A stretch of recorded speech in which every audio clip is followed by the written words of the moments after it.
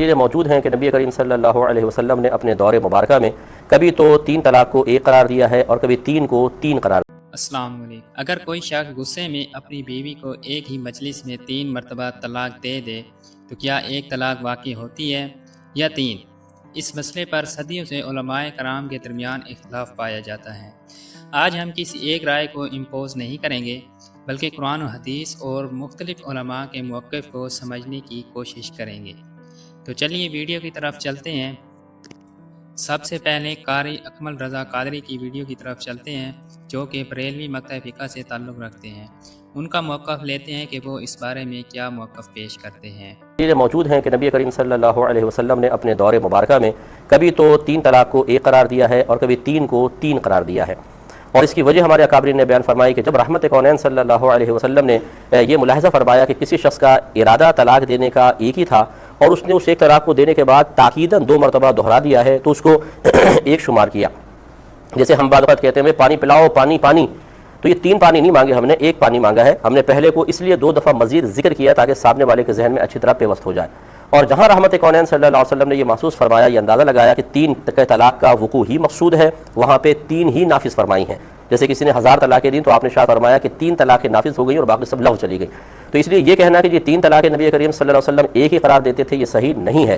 3 طلاقیں سرکار نے 3 بھی قرار دی ہیں اور 3 طلاقیں 1 بھی قرار دی ہیں، لیکن لاجک وہی ہے، اس کے پیچھے ایک تھنکنگ وہی ہے جو میں نے آپ کو بتائی۔ پھر خصوصاً جب حضرت عمر فاروق رضی اللہ تعالیٰ عنہ کا دور مبارکہ آیا تو آپ نے ارشاد فرمایا کہ اب لوگوں کی عادت ہو گئی ہے کہ وہ 3 طلاقوں کو واقع کر رہے ہیں، اب وہ تاخیر یعنی ایک ہی طلاق دے کر اس کو دہرانا ذہن نشین کرنے کے لیے اس کی عادت ختم محسوس فرمائی، تو آپ نے ایک وقت کی 3 طلاقوں کو 3 ہی قرار دیا، اور یقیناً بہت سارے صحابہ کرام وہاں پر موجود تھے، کسی کی طرف سے آبجیکشن ثابت نہ ہوا، تو اس پر تو گویا کہ صحابہ کرام کا ایک اجماع ثابت ہو گیا کہ 3 طلاقیں ایک وقت کی 3 ہی ہوتی ہیں۔ مفتی اکمل رضا قادری صاحب کا موقف آپ نے جان لیا ہے۔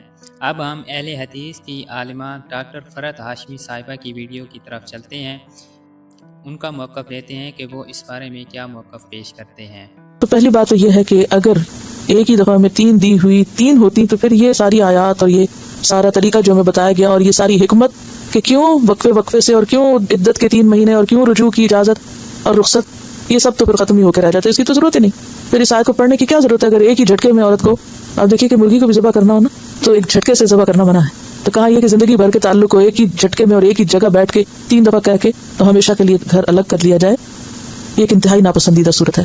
اب یہ بات پھر کہاں سے آئی کہ جو چاروں امام کہتے ہیں کہ اگر کسی نے ایک ہی وقت میں 3 طلاقیں دے دی تو 3 ہو گئیں؟ یہ بات کہاں سے شروع ہوئی اور کیا اس کی حقیقت ہے؟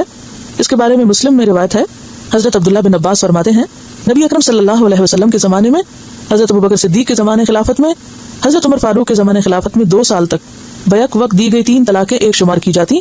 حضرت عمر بن خطاب نے کہا جس چیز میں لوگوں کو سوچنے سمجھنے کی مہلت دی گئی تھی، لوگوں نے اس بارے میں جلد بازی سے کام لینا شروع کر دیا جو خلاف سنت ہے، لہٰذا آئندہ ہم بیک وقت دی گئی 3 طلاقوں کو 3 ہی نافذ کر دیں گے۔ تو انہوں نے ایک آرڈیننس کے ذریعے اب اس شخص کی بھی جو ایک ہی وقت میں 3 دفعہ بولتا تھا اس کو 3 ہی شمار کرنا شروع کر دیا، اور اس کے بعد حضرت عمر نے اپنا فیصلہ نافذ کر دیا، اور لوگوں نے اس پر ریاکٹ نہیں کیا، تو وہ اس وجہ سے تھا کہ یعنی اس رجحان کو روکنا مقصود تھا کہ لوگ ڈریں اور لوگ آئندہ یہ غلط طریقہ اختیار نہ کریں، لیکن یہ ایک وقتی ضرورت کے تحت تھا، نہ کہ ہمیشہ کے لیے۔ ڈاکٹر فرحت ہاشمی کا موقف بھی آپ نے جان لیا ہے۔ اب ہم چلتے ہیں ڈاکٹر اسرار احمد جو کہ بہت ہی بڑے عالم دین گزرے ہیں، ان کا موقف جانتے ہیں کہ وہ اس بارے میں کیا موقف پیش کرتے ہیں۔ کہ حضرت عمر رضی اللہ تعالیٰ عنہ نے فائنلی یہ فیصلہ کیا کہ اگر ایک شخص ایک ہی نشست میں 3 طلاقیں دے گا تو وہ 3 ہی شمار ہوں گی، لیکن ساتھ ہی اس کو کوڑے بھی لگائے جائیں گے۔ اس نے یہ کام کیوں کیا؟ اس لیے کہ بہتر طریقہ جو اگر آپ کو طلاق دینی ہی ہے تو وہ یہی ہے کہ ایک طلاق دے، اس کے بعد پھر جو ہے وہ 1 مہینے کے بعد پھر دوسری طلاق دے، اور اسی کے بعد تیسری طلاق کی نوبت ہی نہ آنے پائے، تاکہ اس کے بعد سیپریشن ہو جائے، عدت ختم ہو گئی تو اب دوبارہ اگر چاہیں تو نکاح ہو سکتا ہے، لیکن اگر تیسری طلاق دے دی تو دوبارہ نکاح بھی نہیں ہو سکتا آپس میں۔ تو 3 طلاقیں بیک وقت دینا گناہ کا کام ہے، البتہ گناہ کا کام تو ہے، لیکن حضرت عمر نے اسے چونکہ نافذ کیا تو اہل سنت جو ہے یعنی حنفی، مالکی، شافعی، حنبلی چاروں وہ سمجھتے ہیں کہ یہ 3 طلاقیں ہی ہو جاتی ہیں اور وہ مغلظ ہو جاتی ہیں، یہ ہے ان کا مسلک۔ البتہ اہل حدیث حضرات کا، جیسے رضاعت کے بارے میں نے آج آپ کو بتایا ان کی رائے مختلف ہے، ایسے ہی طلاق میں بھی مختلف ہے۔ وہ کہتے ہیں کہ ایک نشست میں اگر 3 کا 1000 طلاقیں بھی دی جائیں تو وہ ایک ہی طلاق شمار ہوگی، اور یہی موقف اہل تشیع کا ہے۔ تو اہل سنت میں سے اہل حدیث اور باقی ادھر سے اہل تشیع ان کے نزدیک ایک وقت میں طلاقیں چاہے کتنی بھی دے دی جائیں وہ ایک ہی شمار ہوں گی. لیکن سنت کے جو 4 ہمارے مکاتب فقہ ہیں یعنی مالکی، حنفی، حنبلی، شافعی، ان کے نزدیک 3 طلاقیں اگر ایک وقت میں دی جائیں گی تو وہ 3 ہی ہوں گی اور طلاق مغلق. ڈاکٹر اسرار احمد کی ویڈیو بھی آپ نے دیکھ لی ہے. اب ایک اور عالم جن کا نام مولانا اسحاق مدنی صاحب ہے، ان کو بھی بہت ہی زیادہ پسند کیا جاتا ہے اور کافی مسائل پر بہت ہی علمی گفتگو کرتے ہیں. تو چلیے ان کا موقف بھی جان لیتے ہیں. ہر شخص اس بات سے آگاہ ہے کہ دین جو ہے نا اس کا منشا تو یہی ہے کہ جو نکاح ہوا یہ قائم رہے. تو جب تک تو ممکن ہے کہ صلح ہو سکے رشتہ کو توڑنا نہیں چاہیے. جیسے مسیح علیہ السلام فرماتے ہیں کہ جس کو خدا بند نے جوڑا اس کو انسان نہ توڑ. اللہ نے اگر سنجوگ بنایا تو نبھانے کی کوشش کر، اگر نہیں تو پھر تسریح کے ساتھ شریف آدمی کی طرح الگ ہو جاؤ. اور کیسا قرآن کا طریقہ کہ رخصت چرچے ہو کہ جوڑا دو. جیسے جوڑا تھا نا وہ روسی کا شادی کے موقع پر سوٹ لیا تھا، وہ سوٹ بنا کر دو اپنی حیثیت کے بعد.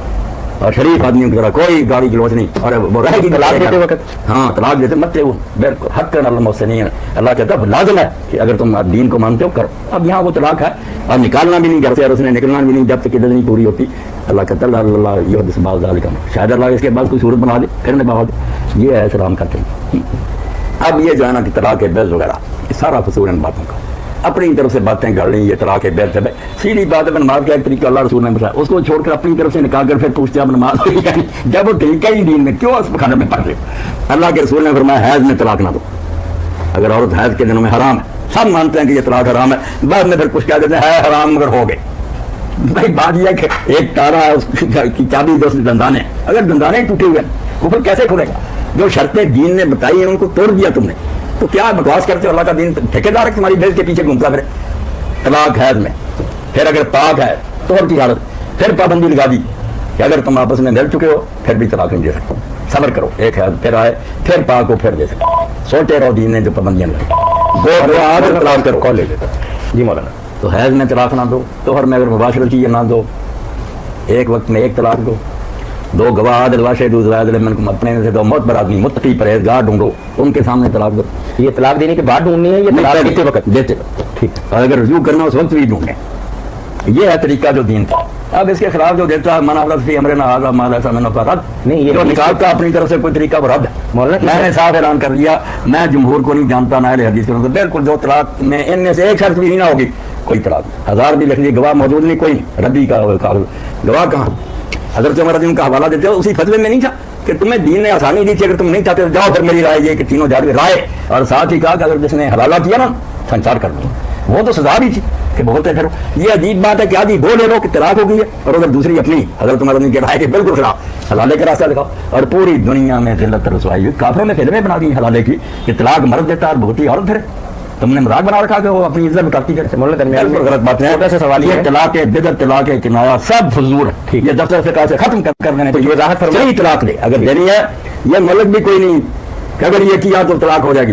گھر سے گئی یا فلاں سے بولی فضول دینی ہے تو منجز دے کہ میں نے طلاق دے دی.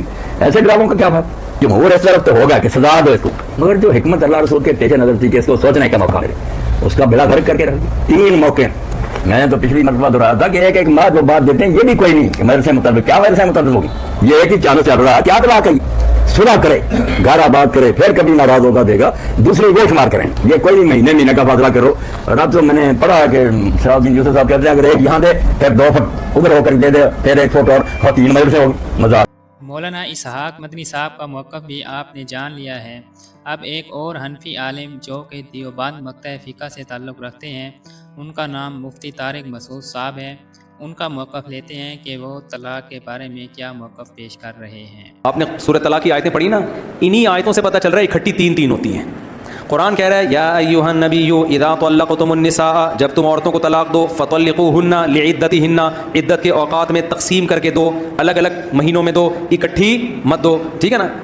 آگے قرآن کیا کہہ رہا ہے؟ لا تدری لعل اللہ یحدث بعد ذلک امرا، تمہیں کیا پتہ اللہ ہو سکتا ہے جوڑ کی کوئی صورت پیدا کر دے. تو یہ قرآن بتا رہا ہے کہ ہم 3 مہینوں میں تقسیم کرنے کا حکم اس لیے دے رہے تاکہ جوڑ کی صورت رہے. اکٹھی دے دی تو جوڑ ہو نہیں سکتا. تو یہ تو اس سے صاف پتہ، اس میں طلاق کا صحیح طریقہ بتایا گیا ہے. تو اس کے تو ہم بھی قائل ہیں کہ اکٹھی دینا جائز نہیں ہے. تو صحیح طریقہ بتایا اسی تو لیے ہے نا کہ اکٹھی دینے غلط طریقے میں سائڈ افیکٹ زیادہ ہیں. آگے قرآن کہہ رہا ہے وَمَن يَتَّقِ اللَّهَ، جو اللہ سے ڈرتا ہے، يَجْعَل لَّهُ مَخْرَجًا، اللہ اس کے لیے مصیبت سے نکلنے کا راستہ رکھتا ہے۔ عبداللہ بن عباس اس آیت کی تشریح میں بتاتے ہیں کہ جو اللہ کے بتائے ہوئے طریقے کے مطابق طلاق دیتا ہے وقفے وقفے سے، اس نے طلاق دے کر خود کو جس مصیبت میں ڈالا اللہ اس کے لیے مصیبت سے نکلنے کا راستہ رکھتا ہے، جس نے اکٹھی دے دی اس کے لیے اللہ مصیبت سے نکلنے کا راستہ نہیں رکھتا۔ تو یہ آیت خود بتا رہی ہے، تبھی چاروں اماموں نے اس سے استدلال کیا، اس سے صاف پتہ چل رہا ہے کہ غلط طریقے سے دی تو ہو جائے گی، تبھی تو صحیح طریقہ بیان کیا جا رہا ہے۔ اگر اکٹھی تین دینے سے کچھ ہو ہی نہیں رہا ہوتا تو اللہ کہتے تو دے نہ دے تو اس سے کوئی فرق نہیں پڑتا، ہم مانیں گے جب تین وقفوں میں تقسیم کر کے دے گا۔ تو ہم بھی یہ کہتے ہیں کہ اکٹھی تین ہو جاتی ہیں لیکن اس کے سائیڈ افیکٹ ہیں، رجوع کا حق نہیں رہتا مرد کے پاس، جو اس کو شرمندگی ہوتی ہے اس کی تلافی نہیں ہو سکتی، اس لیے قرآن منع کر رہا ہے اکٹھی مت دو، وقفے میں تقسیم کر کے دو تاکہ تمہیں ندامت ہو تو تمہارے پاس واپسی کا آپشن ہو، یہ مطلب ہے۔ مفتی طارق مسعود صاحب کا موقف بھی آپ نے جان لیا ہے۔ اب آخر میں انجینئر محمد علی مرزا صاحب کی ویڈیو کی طرف چلتے ہیں، جو کہ سوشل میڈیا پر بہت ہی وائرل اور ہر مسئلے کو تفصیل اور دلائل کے ساتھ پیش کرتے ہیں۔ تو ان کا موقف جانتے ہیں کہ یہ اس بارے میں کیا موقف پیش کرتے ہیں۔ اس چیز میں 3 طلاقوں کا قائل ہے جیسا کہ فقہ حنفی کے، فقہ حنفی نہیں میرے بھائی، سارے اہل سنت کے ہاں یہی موقف ہے، اور اہل حدیث میں بھی شیخ زبیر صاحب اس کے قائل ہیں۔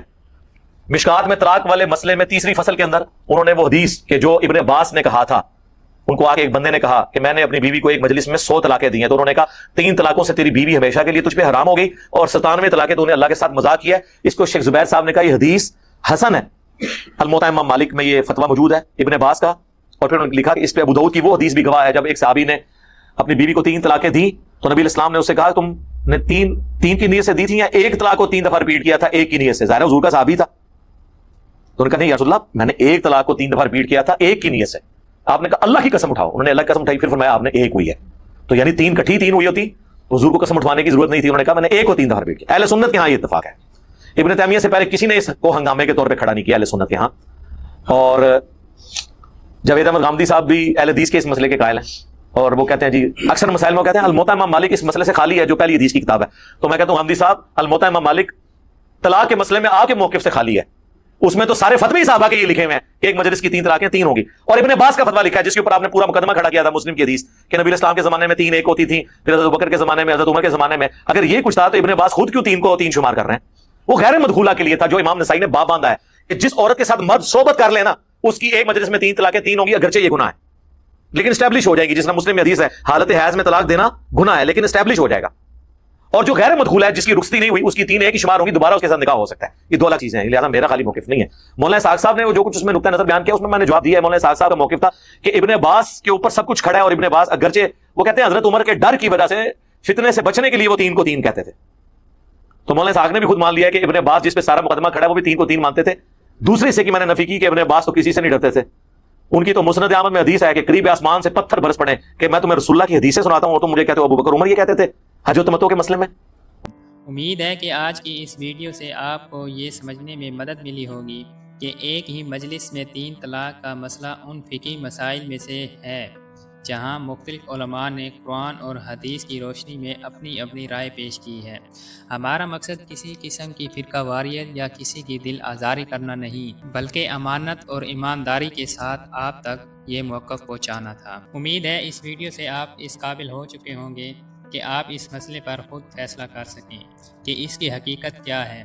کامنٹ سیکشن میں اپنی رائے سے ضرور آگاہ کریں کہ کس عالم دین کی ویڈیو آپ کو زیادہ مضبوط اور مطمئن کرنے والی لگی ہے۔ اگر آپ کو ہماری یہ کوشش پسند آئی ہے تو ویڈیو کو لائک کریں، شیئر کریں اور چینل کو سبسکرائب کرنا نہ بھولیں۔ اللہ تعالی ہم سب کو صراط مستقیم پر چلنے کی توفیق عطا فرمائے۔ السلام علیکم۔